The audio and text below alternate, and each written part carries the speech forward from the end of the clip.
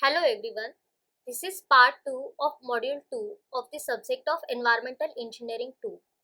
In part 1 of module 2, we have seen the characteristics, that is the physical, chemical and biological characteristics of sewage. And in this part, we are discussing on the treatments of sewage.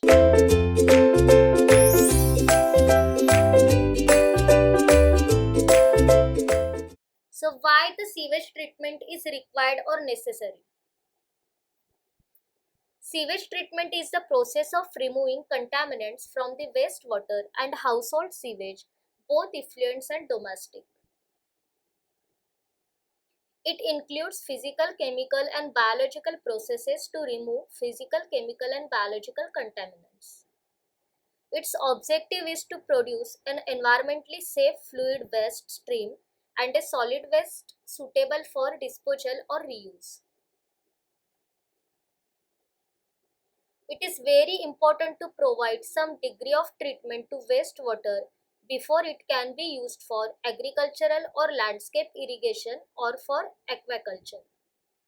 So the objective of sewage treatment is to produce a disposable effluent without causing harm to the surrounding environment and prevent pollution. And the principal objective of sewage treatment is generally to allow human effluent to be disposed of without danger to human health or unacceptable damage to the natural environment. So the sewage, before being disposed of either in river stream or on land, had generally to be treated so as to make it safe. The degree of treatment required, however, depends upon the characteristics of source of disposal, as we discussed in the previous chapter.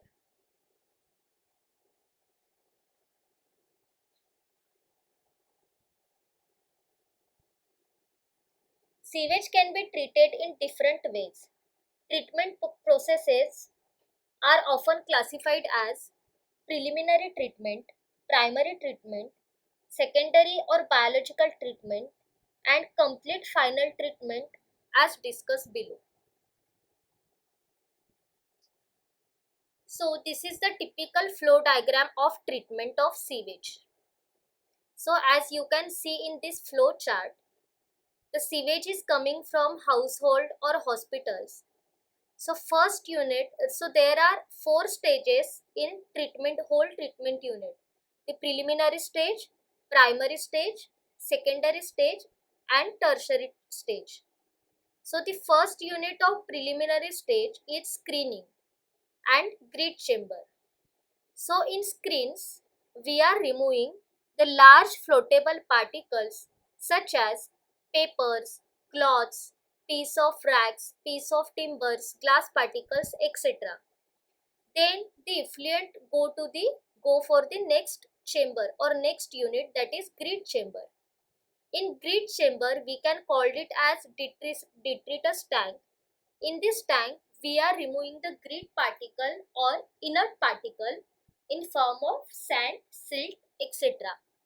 So these 2 units comes under preliminary stage. Then the effluent is go for the primary settling tank or for the primary stage. So in primary clarifier or primary settling tank, we are removing the settleable particles whose specific gravity is greater than 1. So after treating the sewage in primary clarifier, the effluent is go for secondary stage. So in secondary stage, there are again different types of units. Sometimes we are providing the trickling filter for treating the sewage, and sometimes we are providing the activated sludge process depending on the characteristics of sewage. So in this flow diagram, we can see the activated sludge process in secondary stage. So in this activated sludge process, there are 2 chambers. One is aeration tank and another one is secondary clarifier or secondary sedimentation tank. So the effluent coming from primary settling tank, which contains a dissolved particles. So we are removing the dissolved particles in this secondary stage. So how we can remove these particles? So in aeration tank, along with some chemicals, we are providing aeration and flow formation is there. That means the dissolved particles is get converted into flow. So automatically the size of particle will get increases, and because of its increase in size, it will get settled automatically in secondary sedimentation tank. The sludge is collected from primary sedimentation tank as well as the secondary sedimentation tank, which will go for the further treatment or sludge digestion tank, and some part of sludge is recycled again to this aeration tank. Then the effluent from the secondary sedimentation or secondary stage, it go for the tertiary stage. Again in tertiary treatment, we are providing some advanced treatments. The impurities which are not removing in secondary stage, that we are removing in tertiary treatment. So in tertiary treatment, there are aerobic as well as anaerobic tanks or processes, like the oxidation pond, oxidation ditch. There are a number of advanced treatment like rotating biological contactors, etc. So, and finally we are providing the disinfection, because of some sewage contains the pathogenic bacteria. So for the removing of this pathogenic bacteria, we are providing the disinfection process. So normally we are providing chlorination. So the final treated effluent is then discharged into the stream or water course. So again, this is the flow diagram of sewage treatment plant. As you can see in this figure, the raw sewage is coming from household, which is going for the bar racks or screen chamber. Then it will be going for grid chamber, and then for equalization basin. So these three units are comes under primary or preliminary or primary treatment. In primary treatment, again the primary sedimentation tank is there. In that we are removing the settleable particle. Again this effluent is go for the biological treatment or secondary treatment. In that it contains the activated sludge process, and the finally effluent is coming from the secondary treatment is go for the advanced tertiary treatments, and hence we are removing the settleable particles, dissolved particles and pathogenic bacteria in primary, secondary and tertiary unit, and the final effluent, treated effluent, is discharged into the water body.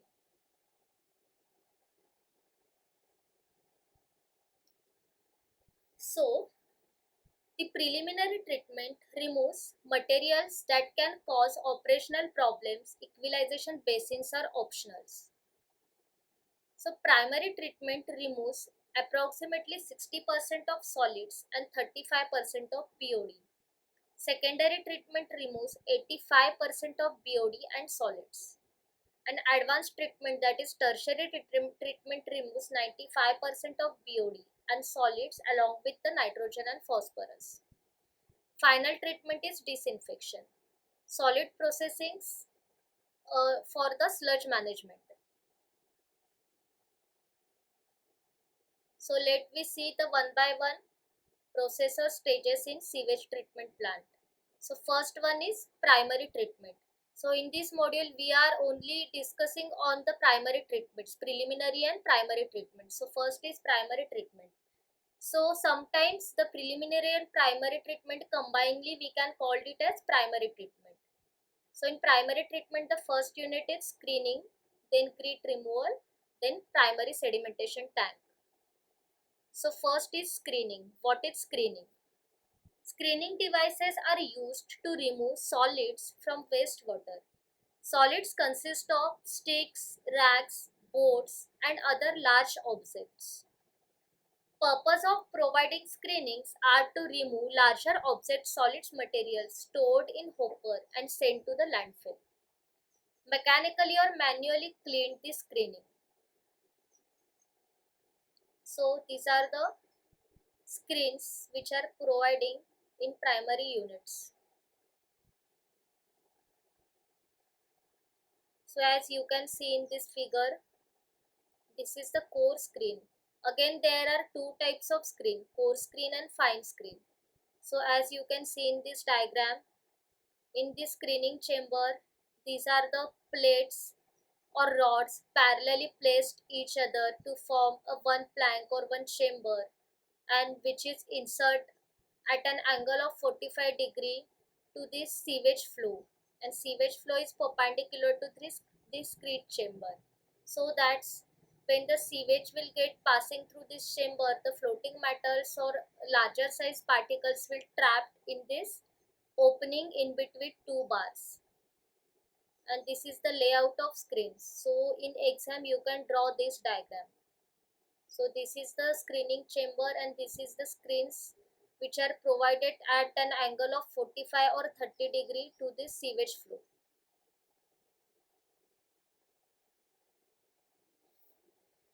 So screening is the very first operation carried out at the sewage treatment plant and consists of passing the sewage through different types of screens so as to trap and remove the floating material such as pieces of cloth, paper, wood, cork, hair, fiber, kitchen refuse, fecal solids, etc. present in sewage.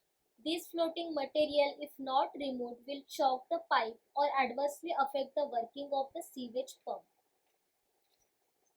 Thus, the main idea of providing screen is to protect the pump and other equipment from the possible damage due to the floating matter of the sewage.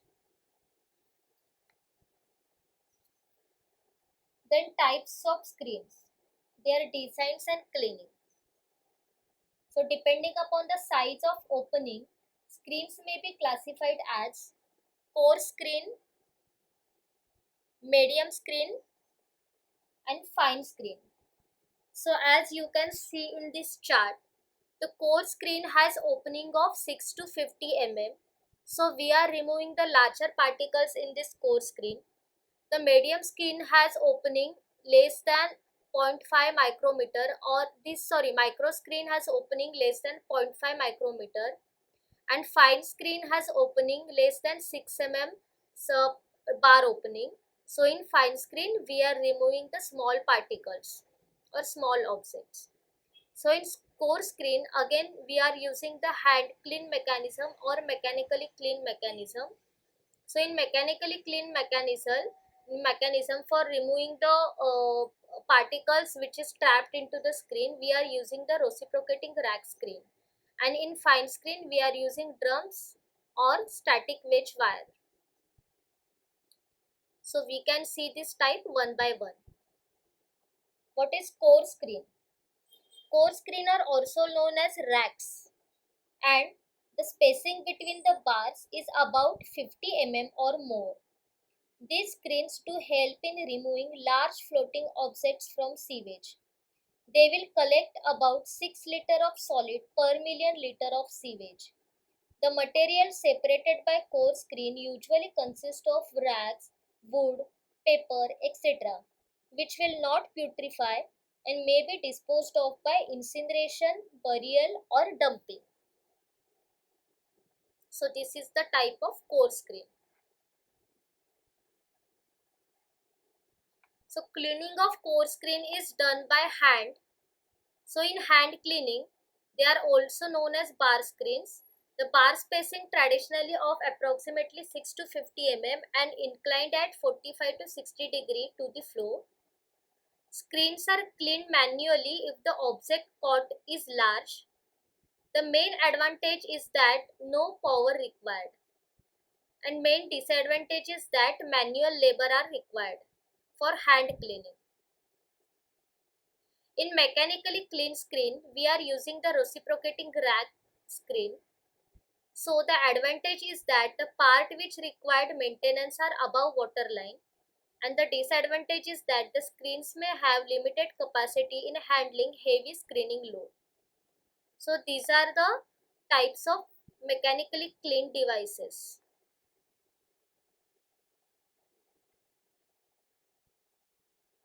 Next is fine screen.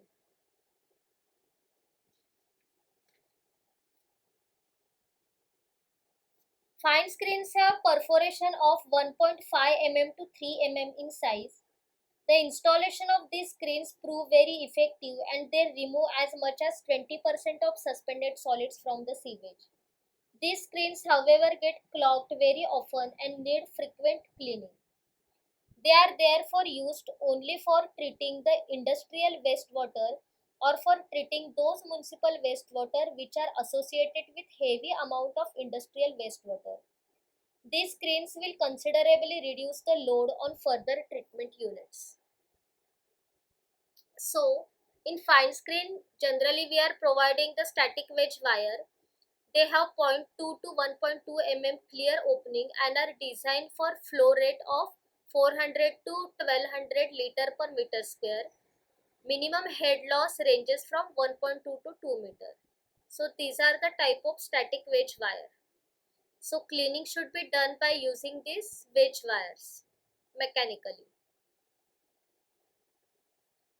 The second type of fine screen is drum screen. The screening medium mounted is mounted on a cylinder that rotates in a flow channel.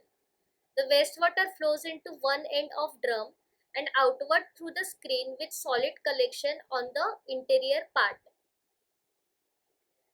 So the second unit is in primary treatment is grit chamber, providing for the grit removal or removal of inert particles. A grit is a pieces of rock, metal, bone and even eggshell which are denser than organic material to settle out of the waste stream. Removal of grit prevents damage to machinery through abrasion. Now we are discussing on grit chamber.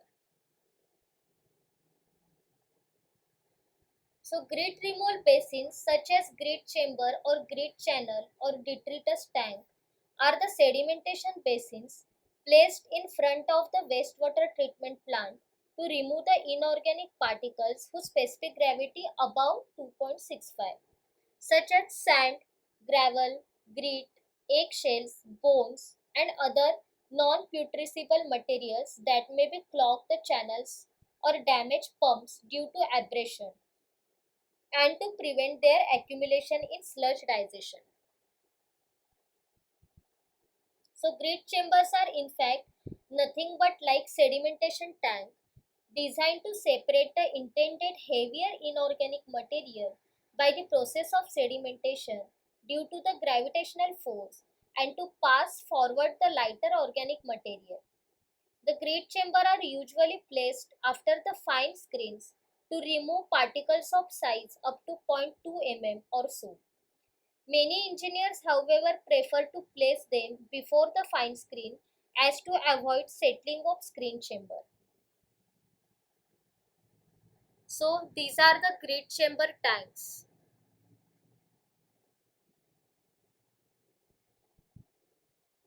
So purpose of providing grit chamber is to remove the inert dense material such as sand, broken glass, silt and pebbles. To avoid the abrasion of pump and other mechanical devices, material is called grit. So this is the layout of grit chamber. As you can see in this figure, the raw sewage is coming from this inlet and the grit particles are settling at the bottom of this tank by the force of gravity, and the treated sewage is coming from this outlet and the grit is removed from this bottom of this chamber periodically from collection trap. So next important unit is primary treatment or primary settling tank. Primary treatment separates the suspended solids and greases from the wastewater.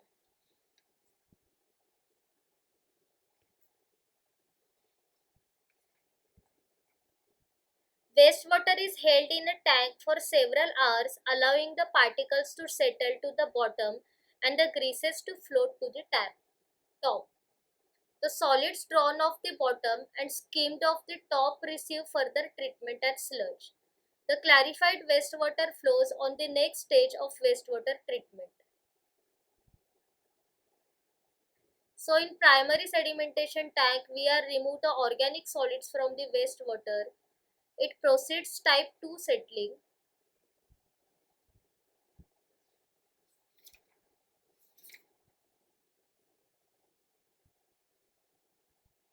Solid liquid separation process in which the suspension is separated into the two phases. First is clarified supernatant leaving the top of the sedimentation tank and the concentrated sludge leaving the bottom of the sedimentation tank. So purpose of to provide settling tank is to remove the coarse dispersed phase, to remove the coagulated and flocculated impurities, to remove the precipitated impurities after chemical treatment, and to settle the sludge after activated sludge process and trickling filter. So as you can see, this is the primary sedimentation tank. So this is the rectangular primary sedimentation tank. In that the influent is coming from the top of this chamber. Sometimes we are providing the baffles in this tank to reduce the velocity of flow. So for some detention time, for example for 2 hours, the water is retained in this tank. So because of this, the settleable particles are settled down at the bottom because of gravitational force, and the grease or oil formation or skim layer is removed from the top of this sedimentation tank, and the settled sludge is collected from this chamber, and treated water is coming for the further process or next process.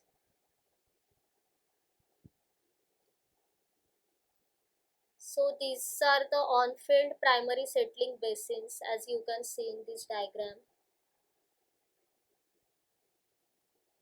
So for the design of primary sedimentation tank, the design criteria that we are considered is, first is the size of sedimentation tank.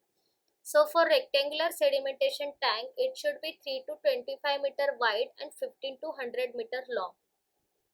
For the circular tank, we are providing 3 to 90 meter diameter.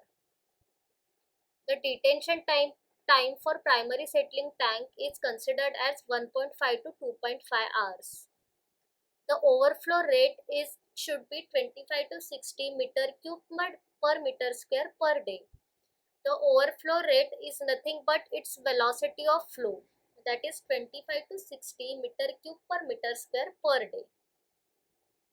Typical removal efficiency should be, it should remove the solid particles about 50 to 60% and BOD loading about 30 to 35%.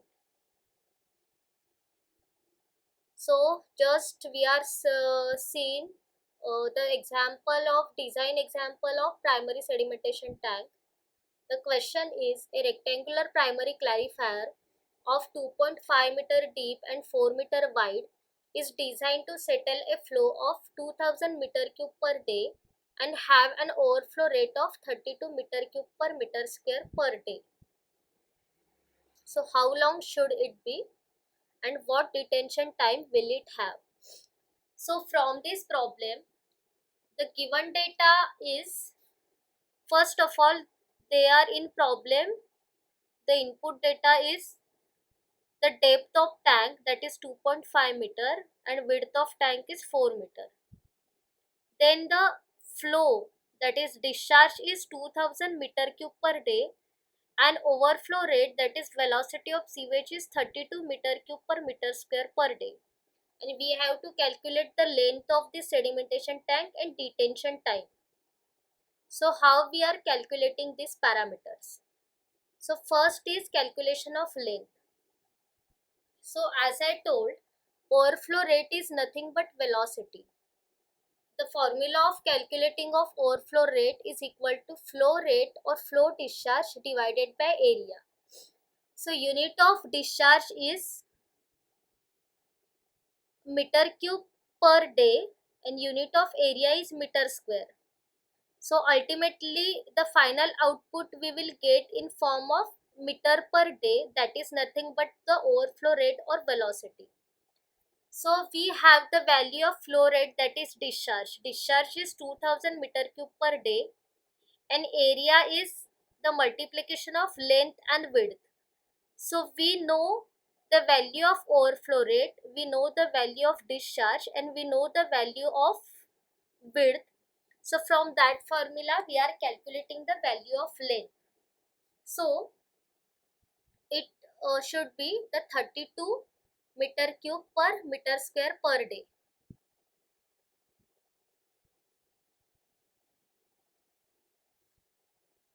So for the length should be this divided by 4 into overflow rate should be 32. So the ultimate output is 15.6 meters. So from this overflow rate or velocity formula, we will get the value of length. Next is how to determine the detention time. The formula of detention time in days is equal to volume divided by flow rate. The unit of volume is meter cube and unit of flow rate is meter cube per day. So we are cancelling the meter cube and ultimately this output is in days. So we will get the value of detention time. So we are calculating the value of length and we know the value of depth and width. So multiplication of length by width by depth, it will get its volume. So its volume divided by flow rate. We know the flow rate, that is 2000 meter cube per day equal to 1.8 hour. So we are calculating the detention time for the formula of volume divided by flow rate. So from that we will get the detention time as 1.8 hour. So similarly, this way you can calculating the dimensions of sedimentation tank by using the formula. There are only two important formulae. One is for overflow rate, that is velocity, and one is for calculating the detention time. Thank you.